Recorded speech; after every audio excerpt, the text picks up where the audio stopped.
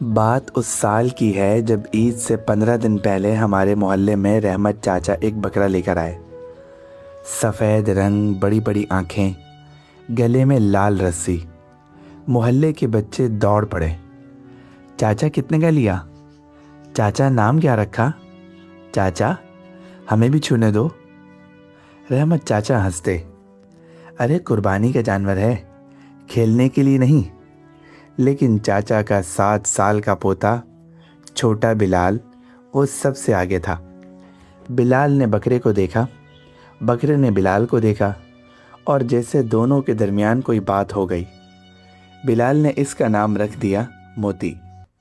اگلے دن سے بلال صبح اٹھتا، سب سے پہلے موتی کے پاس جاتا، موتی اٹھ جا میں آ گیا، موتی دم ہلاتا، بلال ہنستا۔ امی کہتی بلال ناشتہ کر لے پہلے، بلال کہتا موتی نے کھایا نہیں ابھی۔ شام کو اسکول سے آتا، بستہ پھینکتا، موتی کے پاس بھاگتا، دونوں ساتھ بیٹھتے، بلال باتیں کرتا، موتی سنتا۔ امی دور سے دیکھتی اور چپ چاپ آنکھیں مونچھ لیتی۔ عید سے 3 دن پہلے بلال نے دادا سے پوچھا، دادا موتی کو عید پر کہاں لے جائیں گے؟ دادا رحمت چاچا جو ساری زندگی مضبوط رہے تھے، ایک لمحے کے لیے رک گئے، پھر آہستہ سے بولے، بیٹا موتی قربانی کا جانور ہے۔ بلال سمجھا نہیں۔ قربانی کا مطلب؟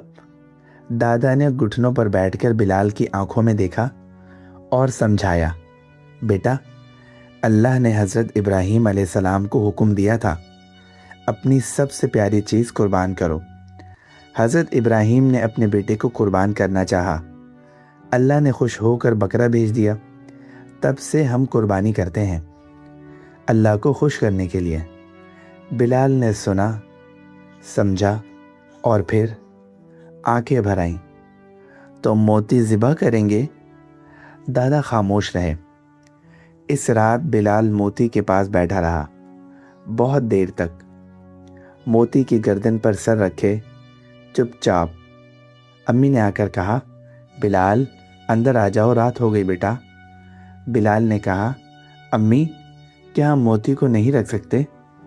امی کا دل بھاری ہو گیا، بیٹا یہ اللہ کی راہ میں ہے۔ بلال نے کہا، لیکن امی موتی کو تو پتہ بھی نہیں کہ اسے کیوں لایا گیا ہے۔ امی اس رات بہت دیر تک سو نہ سکیں۔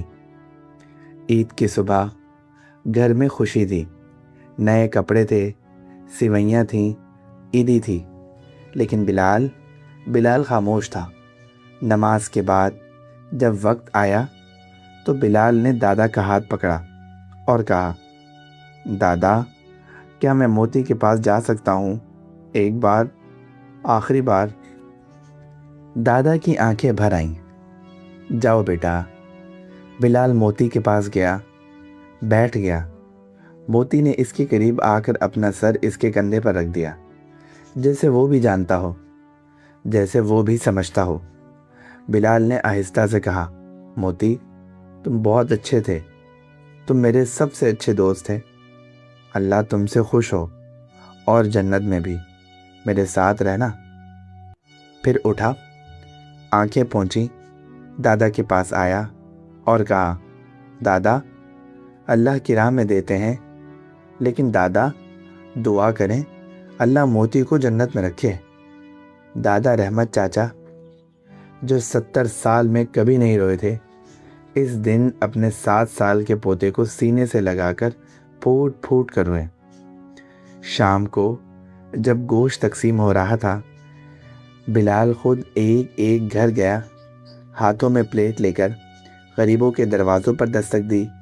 ایک بوڑھی دادی کے گھر گیا جس کا کوئی نہیں تھا، پلیٹ دی اور واپس آتے آتے مسکرایا۔